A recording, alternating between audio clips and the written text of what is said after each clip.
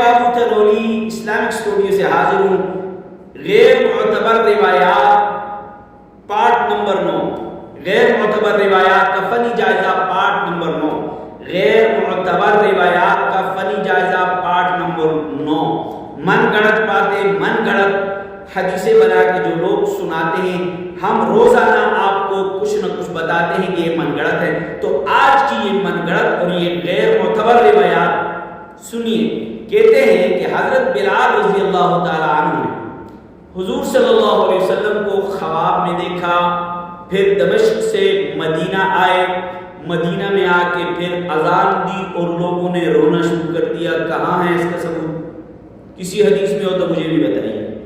ٹھیک ہے، کسی حدیث میں ہو تو مجھے بھی بتائیے کہ حضرت بلال نے نبی کریم صلی اللہ علیہ وسلم کو خواب میں دیکھا، دمشق سے مدینہ آئے، مدینہ میں آ کے اذان دی تو لوگ رونے شروع ہو گئے. سمجھ آئے گی؟ دوسری بات کہتے ہیں کہ ہر نبی کو نبوت 40 سال بعد ملی.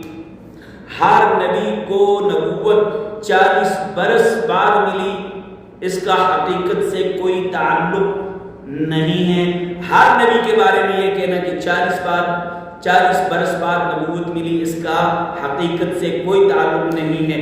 یہ ہم آپ کو بتاتے ہیں. اگر آپ کے پاس کوئی علم ہے، حدیث کے اندر کہیں لکھا ہوا ہے تو مجھے بھی بتا دیجئے تاکہ ہم بھی ان کو حقیقت سمجھیں، سچ سمجھیں. السلام